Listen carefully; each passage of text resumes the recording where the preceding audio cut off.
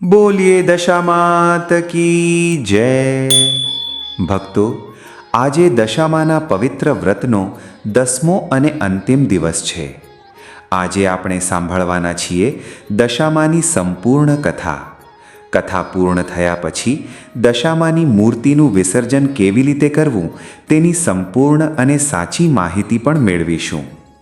વિસર્જન પહેલાં ઘરમાં માતાજીની અંતિમ પૂજા કઈ રીતે કરવી, 10 દિવસ દરમિયાન થયેલી કોઈ ભૂલચૂક માટે હૃદયથી ક્ષમા કેવી રીતે માંગવી અને માતાજીને પૂરા ભાવથી વિદાય કેવી રીતે આપવી, તે બધું જ જાણીશું.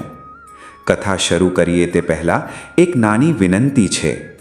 જો આપને આપણી આવી ધાર્મિક કથાઓ ગમતી હોય તો અમારી ચેનલને સબસ્ક્રાઈબ કરજો, વિડીયોને લાઈક કરજો અને કમેન્ટમાં સાચા દિલથી જય દશામાં જરૂર લખજો. અમે દશા માતાને પ્રાર્થના કરીએ છીએ કે આપ સૌની દરેક સદમનોકામના પૂર્ણ થાય અને માતાજીની કૃપા આપના પરિવાર પર હંમેશા જળવાઈ રહે. તો ચાલો હવે પૂર્ણ શ્રદ્ધા અને ભાવ સાથે દશામાની પવિત્ર કથાનો આરંભ કરીએ. નદીના એકદમ સુંદર અને રળિયામણા કિનારે એક મોટું અને સમૃદ્ધ નગર આવેલું હતું. આ નગરના રાજા અને રાણી પાસે એટલું બધું ધન, એટલો મોટો મહેલ અને એટલો વિશાળ રાજપાટ હતો કે આજુબાજુના પ્રદેશોમાં તેમની જ વાતો થતી. ઈશ્વરે તેમને બધું જ આપ્યું હતું અને કોઈ વાતની ખામી નહોતી. તેમના 2 નાના કુંવરો જ્યારે મહેલના મોટા આંગણામાં પોતાની કાલી ઘેલી ભાષામાં કિલકારીઓ કરતા રમતા હોય ત્યારે રાણી તેમને જોઈને ખૂબ હરખાતી. માતાનું હૃદય બાળકોને રમતા જોઈને ધન્ય થઈ જતું. સુખ જાણે તેમના મહેલના આંગણે કાયમી મુકામ કરીને બેઠું હોય તેવું લાગતું હતું. રાણીનો એક રોજિંદો નિયમ હતો. તે રોજ સવારે પોતાના મહેલના સૌથી ઊંચા ઝરૂખામાં બેસતી અને ત્યાંથી નદીનો શાંત પ્રવાહ અને કુદરતનું રૂપ કલાકો સુધી જોયા કરતી. એક દિવસ અષાઢ મહિનાની અમાસ એટલે કે દિવાસાનો પવિત્ર દિવસ હતો. રાણી પોતાના નિયમ મુજબ ઝરૂખામાં બેઠી હતી ત્યારે તેણે જોયું કે નદી કિનારે અચાનક નગરની ઘણી સ્ત્રીઓ ભેગી થઈ છે અને બહુ શ્રદ્ધાથી નદીના જળમાં પવિત્ર સ્નાન કરી રહી છે. સવારના પહોરમાં આટલી બધી સ્ત્રીઓને એક સાથે નદીએ નહાતા જોઈને રાણીના મનમાં જિજ્ઞાસા જાગી. તેણે તરત જ પોતાની દાસીને બોલાવીને પૂછ્યું કે, દાસી, આજે એવો કયો મોટો તહેવાર છે કે આ નગરની આટલી બધી સ્ત્રીઓ પોતાનું કામકાજ છોડીને સવારે સવારે નદીએ નાહવા માટે આવી છે? દાસીએ 2 હાથ જોડીને નમ્રતાથી કહ્યું કે, રાણીબા, આજે દિવાસો છે. આ બધી સ્ત્રીઓ દશામાનું વ્રત કરવાની છે એટલે પવિત્ર સ્નાન કરીને પોતાની જાતને શુદ્ધ કરવા આવી છે. આ વાત સાંભળીને રાણીના મનમાં પણ ઉત્સાહ જાગ્યો. તે તરત મહેલમાંથી નીચે ઉતરીને સીધી નદી કિનારે ગઈ. ત્યાં જઈને તેણે શ્રદ્ધાથી ઊભેલી એક ભલી સ્ત્રીને પૂછ્યું કે, બહેન, આ બધું જોઈને મારે પણ દશામાનું વ્રત કરવાની ઈચ્છા થઈ છે, તો મને સમજાવો કે આ વ્રત કેવી રીતે થાય અને તેનો મહિમા શું છે? પેલી સ્ત્રીએ રાણીનો આવો ભાવ જોઈને પ્રેમથી સમજાવતા કહ્યું કે, બહેન, દશામાનું વ્રત કરવાની ભાવના જાગવી એ તો બહુ મોટા પુણ્યની વાત છે.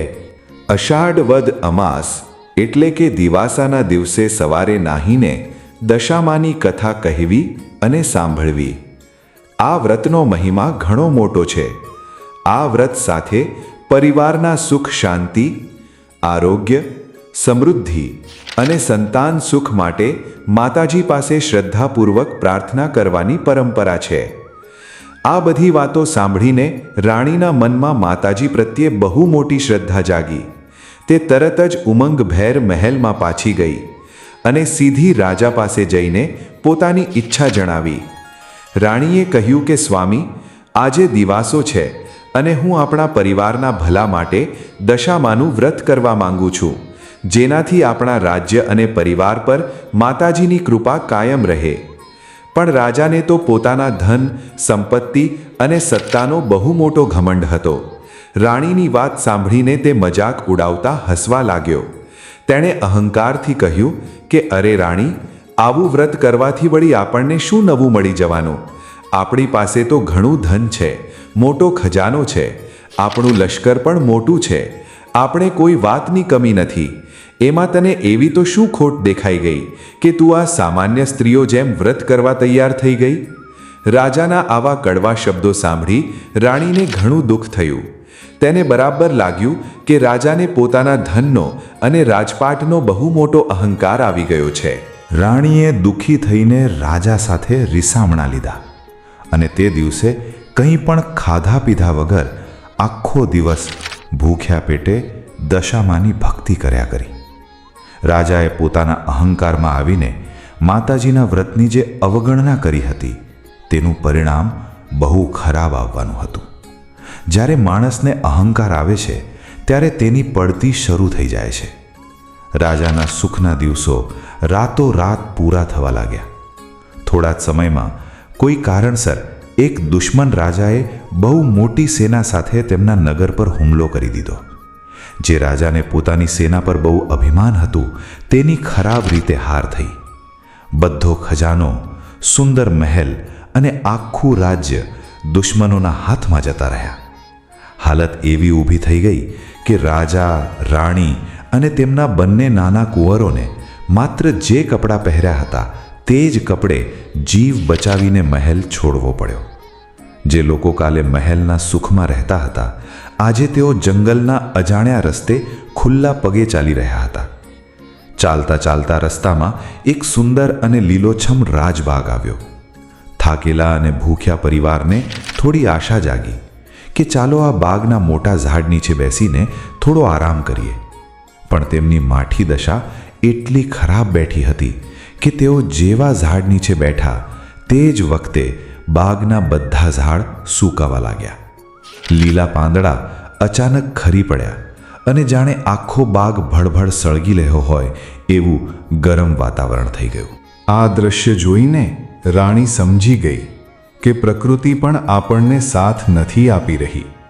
આ બીજું કંઈ નહીં પણ દશામાની અવગણના કરવાનું જ પરિણામ છે. રાજાને પણ હવે પોતાના કર્યા પર થોડો પછતાવો થવા માંડ્યો હતો. તેઓ નિરાશ થઈને ત્યાંથી ફરી આગળ વધ્યા. રસ્તામાં ચાલતા ચાલતા રાણીની એક ખાસ બહેનપણીનું કામ આવ્યું. રાણીના મનમાં થોડી આશા જાગી. તેને થયું કે સુખના સમયમાં આ બહેનપણી અવારનવાર મારા મહેલમાં આવતી હતી, મારી સાથે બેસીને વાતો કરતી હતી. તો આજે મારા આ ખરાબ સમયમાં તે મારા ભૂખ્યા બાળકોને થોડું ખાવાનું તો જરૂર આપશે. પણ કહેવાય છે ને કે મુશ્કેલીના સમયમાં જ સાચા સંબંધની ઓળખ થાય છે. રાણી જ્યારે તેની પાસે ગઈ ત્યારે તેના ફાટેલા કપડાં અને ગરીબ હાલત જોઈને બહેનપણીએ તરત મોઢું ફેરવી લીધું. તેણે કોઈ જ દયા કે લાગણી ન બતાવી અને ઉલટાનું મેણું મારતા કહ્યું કે તારી આવી હાલતમાં હવે મારી પાસે શું લેવા આવી છે? અહીંથી પાછી ફરી જા. આ કઠોર શબ્દો સાંભળી રાણીનું મન સાવ તૂટી ગયું. તેને બરાબર સમજાઈ ગયું કે સુખના સાથીઓ દુઃખમાં ક્યારેય સાથે નથી ઊભા રહેતા. નિસાસો નાખીને તેઓ પોતાના નસીબને દોષ દેતા ફરી આગળ ચાલ્યા. ગરમી બહુ હતી અને સતત ચાલવાનો થાક લાગ્યો હતો. નાના કુંવરો ભૂખ અને તરસથી બહુ અકળાઈ ગયા હતા. બાળકો ચાલી શકે તેવી સ્થિતિમાં જ ન હતા. રસ્તામાં ચાલતા ચાલતા એક જૂની અને ઊંડી વાવ આવી. પાણી જોઈને બાળકોના જીવમાં જીવ આવ્યો. તેઓ પોતાની તરસ छिपाવવા માટે વાવના પગથિયા ઉતરવા લાગ્યા. પણ વાવના પગથિયા બહુ લીસા હતા. બાળકોનો પગ લપસ્યો અને જોત જોતામાં બંને માસૂમ કુંવરો વાવના ઊંડા પાણીમાં ડૂબી ગયા. બાળકો ન દેખાતા રાણી ખૂબ ગભરાઈ ગઈ. તેને લાગ્યું કે જાણે તેના પગ નીચેથી જમીન જ સરકી ગઈ છે. માતા માટે પોતાના જ સંતાનોને આમ નજર સામે ગુમાવવાનું દુઃખ સહન કરવું સહેલું ન હતું. રાજા અને રાણી બંને ખૂબ રડ્યા. રાજ્ય ગુમાવ્યાનું દુઃખ તો તેમણે થોડું ઘણું સહન કરી લીધું હતું, પણ બાળકોને ગુમાવ્યા પછી તેમની પાસે જીવવાની કોઈ આશા નહોતી બચી. પોતાની માઠી દશાને દોષ આપતા તેઓ આંસુ સાથે ભારે હૈયે ત્યાંથી આગળ ચાલ્યા. રસ્તામાં રાજાની સગી બહેનનું ગામ આવ્યું. રાજાને થયું કે મેં મારી બહેનને અગાઉ તહેવારોમાં ઘણા ઘરેણાં અને કપડાં આપ્યા છે. ભલે આખી દુનિયા મોઢું ફેરવી લે, પણ મારી સગી બહેન તો દુઃખમાં અમને ચોક્કસ આશરો આપશે. રાજાને પોતાની ગરીબ હાલતને લીધે સીધા બહેનના ઘરે જતા થોડો સંકોચ થયો. એટલે તેણે ગામના પાદરેથી એક ગોવાળ સાથે બહેનના આવવાના સમાચાર મોકલ્યા. ગોવાળે જઈને બહેનને વાત કરી ત્યારે બહેનને ભાઈના આવવાના સમાચાર સાંભળ્યા ત્યારે તેને ખુશ થવાને બદલે બહુ ભાર લાગ્યો અને તે બબડાટ કરવા લાગી. તેણે એક માટલી લીધી, તેમાં થોડી સુખડી ભરી અને તેના પર એક કોળિયું ઢાંકીને તેના પર ચંદનનો હાર મૂક્યો. પછી કપડાથી માટલીનું મોઢું બાંધી દીધું અને તે માટલી ગોવાળને આપીને કહ્યું કે મારા ભાઈ ભાભીને કહેજે કે તમારે જ્યાં જવું હોય ત્યાં જતા રહેજો. ગોવાળે પાદરે આવીને રાજાના હાથમાં માટલી આપી અને બહેનના જે શબ્દો હતા તે કહી સંભળાવ્યા. આ સાંભળીને રાણીએ રાજાને કહ્યું કે મહારાજ, આજે આપણને સમજાઈ ગયું કે સારા સમયમાં આસપાસ રહેતા બધા લોકો મુશ્કેલીમાં પોતાના રહેતા નથી. ભૂખ બહુ લાગી હોવાથી રાજાએ પાદરે ઝાડ નીચે બેસીને માટલી ખોલી, પણ માટલી ખોલતા જ તેમના આશ્ચર્યનો પાર ન રહ્યો. કોડિયામાં મૂકેલો પેલો ચંદનનો હાર અચાનક વિચ્છી થઈ ગયો હતો. રાણીએ નિસાસો નાખતા કહ્યું કે જુઓ તમારી બહેનનો પ્રેમ. રાજાએ ડરીને કોડિયું વિચ્છી સાથે દૂર ફેંકી દીધું. પછી જ્યારે માટલીમાં જોયું તો સુખડીની જગ્યાએ માત્ર માટીના ઢેફા ભરેલા હતા. રાજાના મનમાં થયું કે મારી બહેનના મનમાં ભલે નારાજગી હોય, પરંતુ આટલું ખરાબ તે જાણી જોઈને ન કરે. લાગે છે મારી પોતાની દશા જ એવી ચાલી રહી છે કે સારો પ્રસંગ પણ ખરાબ બની જાય છે. રાજાએ હિંમત કરીને પેલું કોડિયું વિચ્છી સાથે પાછું ઉપાડ્યું અને માટલી પર ઢાંકીને તેને તે જ ઝાડ નીચે જમીનમાં દાટી દીધી. ત્યાંથી તેઓ ભૂખ્યા પેટે ફરી આગળ વધ્યા. રસ્તામાં એક તરબૂચની વાડી આવી. રાણી ભૂખ અને થાકથી બહુ પરેશાન હતી.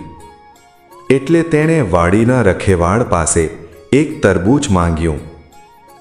રખેવાળ ભલો માણસ હતો. તેણે 2 તરબૂચ આપ્યા અને કહ્યું કે બહેન, રાતે તરબૂચ ખાશો તો આખી રાત ઓડકાર આવશે, એટલે તમે આ સવારે ખાજો. રખેવાળે તેમની થાકેલી હાલત જોઈને વાડીની બહાર 2 ખાટલા પણ ઢાળી આપ્યા.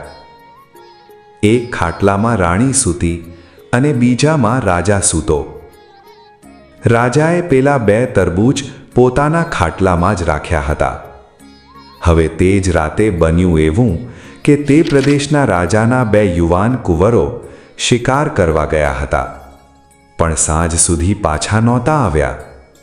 રાજાએ સિપાહીઓને કુંવરોને શોધવા માટે ચારે તરફ મોકલ્યા હતા. રાતે રાજા અને રાણી જ્યારે ઊંઘમાં સૂતા હતા ત્યારે ખાટલામાં રાખેલા પેલા 2 તરબૂચ કમભાગ્યે ગુમ થયેલા કુંવરોના મસ્તક બની ગયા. સવારે સિપાહીઓ શોધતા શોધતા ત્યાં આવ્યા. તેમણે રાજાના ખાટલામાં કુંવરોના લોહીવાળા મસ્તક જોયા. તેમને તરત જ લાગ્યું કે આ માણસે જ અમારા કુંવરોને મારી નાખ્યા છે. તેમણે તરત જ રાજાને પકડી લીધો. આ ધમાલમાં રાણી પણ જાગી ગઈ એટલે એને પણ બંદી બનાવી લીધી. બંનેને રાજા પાસે લઈ જઈને સિપાહીઓએ કહ્યું કે મહારાજ, આ લોકોએ જ કુંવરોને માર્યા છે. રાજાએ ગુસ્સામાં આવીને કોઈ પણ વાત સાંભળ્યા વગર બંનેને કેદખાનામાં અલગ અલગ કોટડીઓમાં પૂરી દીધા. રાજા અને રાણી સાવ નિર્દોષ હોવા છતાં કેદમાં ધકેલાઈ ગયા. ભક્તો, જ્યારે મનુષ્યનો સમય ખરાબ હોય ત્યારે સાચો અને નિર્દોષ માણસ પણ આપમેળે ગુનેગાર સાબિત થઈ જાય છે. રાણીના મનમાં વારંવાર એ જ વિચાર આવતો કે માતાજીના વ્રત પ્રત્યે થયેલી અવગણના પછીથી તેમના પરિવારનું સુખ એક પછી એક છીનવાતું ગયું છે. હવે મારે શ્રાવણ મહિનો બેસતા દશામાનું વ્રત કરીને માતાજીને રીઝવવા જ પડશે. દિવાસાના આગલા દિવસે રાણીએ કેદખાનાના ઉપરીને કહ્યું કે ભાઈ, કાલે દિવાસાનો દિવસ છે. હું દશામાનું વ્રત કરવા માંગુ છું, માટે શક્ય હોય તો મને પૂજાની જરૂરી સામગ્રી મેળવી આપજો. ભલા ઉપરીએ ધર્મના કામમાં ના ન પાડી અને જોઈતી પૂજાની સામગ્રી લાવી આપવા વચન આપ્યું. દિવાસાની સવારે રાણીએ નાહીને દોરો લીધો, તેમાં 10 ગાંઠ વાળીને કંકુ લગાવ્યું. પછી કળશની સ્થાપના કરી અને દોરાને ત્યાં બાંધીને પૂજન કર્યું.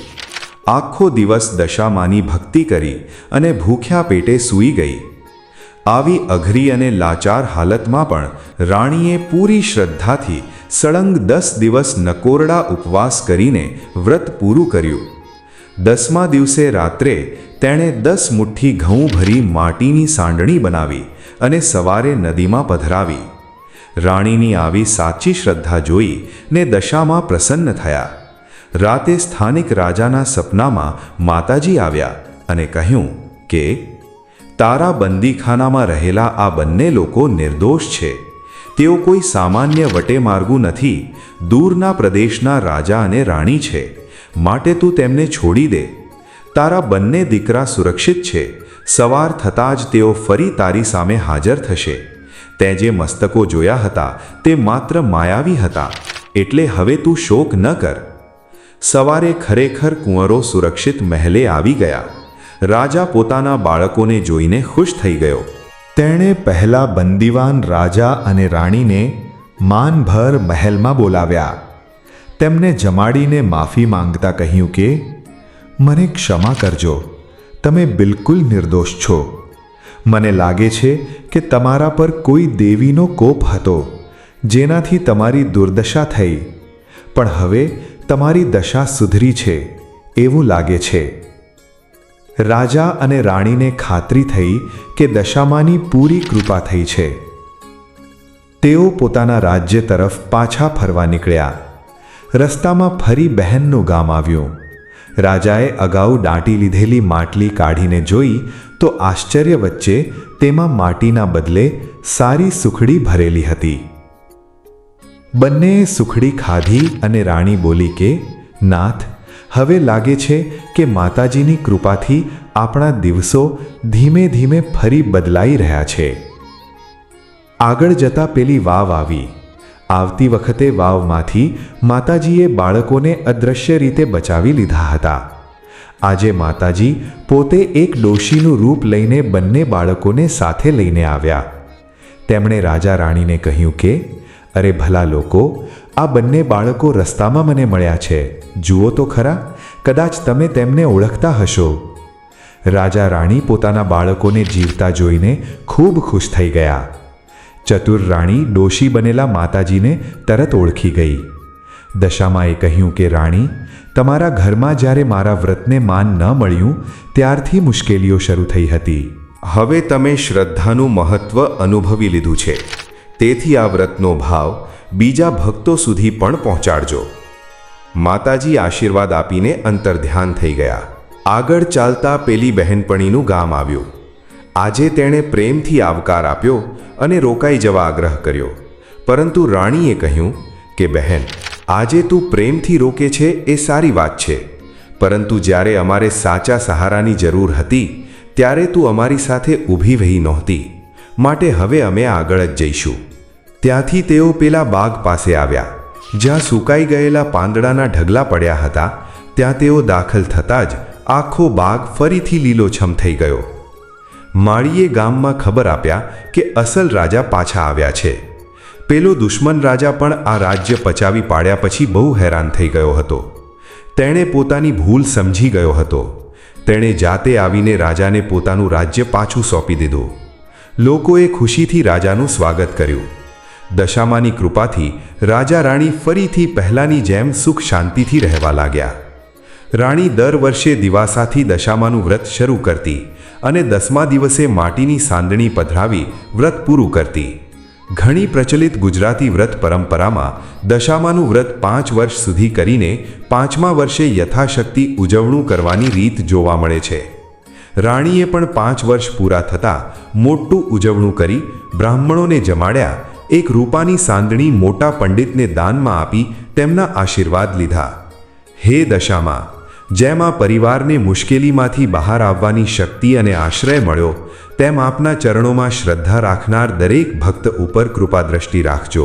ભક્તો, આ કથા આપણને શીખવાડે છે કે સુખમાં ક્યારેય અહંકાર ન કરવો અને મુશ્કેલીમાં ક્યારેય ધીરજ અને શ્રદ્ધા ન છોડવી. 10 દિવસ સુધી માતાજીની સ્થાપના કરીને સૌએ પૂજા, આરતી અને વ્રતની ખૂબ જ ભાવથી આરાધના કરી. હવે સમય આવ્યો છે આ વ્રતને શ્રદ્ધાપૂર્વક પૂર્ણ કરવાનો. વિસર્જન એટલે માત્ર મૂર્તિને જળમાં પધરાવવાની કોઈ સામાન્ય ક્રિયા નથી, પણ તે 10 દિવસની આપણી ઉપાસના અને ભક્તિની એક શાંતિપૂર્ણ પૂર્ણાહુતિ છે. જે પરિવારોમાં પ્રચલિત પરંપરા છે, ત્યાં વ્રતના 10મા દિવસે રાત્રે માતાજીના ગરબા અને ભજન ગાઈને જાગરણ કરવામાં આવે છે. ત્યારબાદ 11મા દિવસે સવારે સૂર્ય ઉગે તે પહેલાં માતાજીની મૂર્તિને વિદાય આપવાની રીત છે. વિસર્જન માટે નીકળતા પહેલાં સ્થાપના સ્થળે માતાજીની અંતિમ પૂજા ભાવપૂર્વક કરવામાં આવે છે. પૂજામાં દીવો અને ધૂપ પ્રગટાવવા, માતાજીને કંકુ, ચોખા અને ફૂલ અર્પણ કરવા અને પ્રેમથી નૈવેદ્ય ધરાવવું. સૌએ સાથે મળીને આરતી કરવી અને માતાજીના દર્શન કરવા. દશામાના વ્રતમાં પ્રચલિત પરંપરા પ્રમાણે સૂતરના દોરામાં 10 ગાંઠ કરીને તેનું પૂજન કરી તેને ધારણ કરવામાં આવે છે. આ દોરો કેટલા સમય સુધી ધારણ કરવો અથવા વ્રત પૂર્ણ થયા પછી તેનું શું કરવું, એ બાબતમાં અલગ અલગ પરિવાર અને સ્થાનિક પરંપરામાં રીત અલગ જોવા મળે છે. તેથી પોતાના ઘરમાં જે પરંપરા ચાલતી હોય અથવા જાણકાર વડીલ જે રીત જણાવે તે જ પ્રમાણે કરવું. ઘરની પૂજા પૂરી થાય એટલે પરિવારના બધા સભ્યોએ ભેગા મળીને 2 હાથ જોડીને માતાજીની માફી માંગવી જોઈએ. મનમાં એવો ભાવ રાખવો કે હે દશામા, આ 10 દિવસ આપ અમારી પાસે પધાર્યા તેનો ખૂબ ખૂબ આભાર. અમે જે રીતે આપની સેવા કરી તે પૂરા ભાવથી સ્વીકારજો. પૂજા, આરતી કે વ્રતના કોઈ નિયમમાં જાણતા કે અજાણતા અમારાથી કોઈ ભૂલ રહી ગઈ હોય તો અમને ક્ષમા કરજો. અમારા પરિવાર ઉપર આપની કૃપા કાયમ રાખજો. ઘરમાં શાંતિ અને સદ્બુદ્ધિ રહે, સંતાનો સારા માર્ગે ચાલે અને આપ પ્રત્યેની અમારી શ્રદ્ધા હંમેશા જળવાઈ રહે. આજે અમે આપને મૂર્તિ સ્વરૂપે પધરાવીએ છીએ, પરંતુ આપનું સ્મરણ અમારા મનથી ક્યારેય દૂર ન થાય. આવતા વર્ષે ફરી આપની સેવા કરવાનો અમને અવસર આપજો. આવી સાચી પ્રાર્થના કર્યા પછી ઘરના સભ્યએ માતાજીની મૂર્તિને પૂરા સન્માન સાથે હાથમાં લેવી. જો પોતાના પરિવારની પરંપરામાં માતાજીની મૂર્તિને ઘરમાં ફેરવવાની રીત હોય તો પોતાના ઘરની ચાલતી પરંપરા પ્રમાણે કરી શકાય. પછી દશા માતાનો જયકાર કરતા કરતા ઘરની બહાર નીકળવું. વિસર્જન માટે ભક્તિની સાથે આપણી અને પરિવારની સુરક્ષા પણ બહુ જરૂરી છે. ખૂબ ઊંડા કે પ્રવાહવાળા જોખમી પાણીમાં ઉતરવાની કોઈ જરૂર નથી. સ્થાનિક પ્રશાસન, ગામ અથવા સમિતિ દ્વારા જે સુરક્ષિત વિસર્જન સ્થળ કે કુંડ નક્કી કર્યો હોય ત્યાં જ જવું જોઈએ. પાણી પાસે પહોંચીને માતાજીને ફરી એકવાર 2 હાથ જોડીને અંતિમ પ્રણામ કરવા અને તેમને આવતા વર્ષે ફરી પધારવાની વિનંતી કરવી. ત્યારબાદ શાંતિથી મૂર્તિને જળમાં પધરાવવી. મૂર્તિની સ્થાપના ભલે થોડા દિવસ પૂરતી હતી, પણ આપણી ભક્તિ માત્ર 10 દિવસ પૂરતી નથી હોતી. માતાજીને પધરાવ્યા પછી પણ તેમનો ભાવ, તેમના સંસ્કાર અને સ્મરણ આપણા ઘરમાં અને મનમાં કાયમ જળવાઈ રહેવા જોઈએ. વાસ્તી મંદિર ચેનલ તરફથી અમે હૃદયપૂર્વક પ્રાર્થના કરીએ છીએ કે જે પણ માતાઓ અને બહેનોએ આ વ્રત કર્યું છે અને આ કથા સાંભળી છે, માતાજી સૌના પરિવાર પર કૃપા રાખે અને સૌના જીવનમાં સુખ, શાંતિ અને સદ્બુદ્ધિ જળવાઈ રહે એવી અમે પ્રાર્થના કરીએ છીએ. આ કથાનો સંદેશ અને વિધિની માહિતી કોઈ ભક્તને ઉપયોગી લાગે તો જરૂર વહેંચજો. બોલીએ દશા માત કી જય.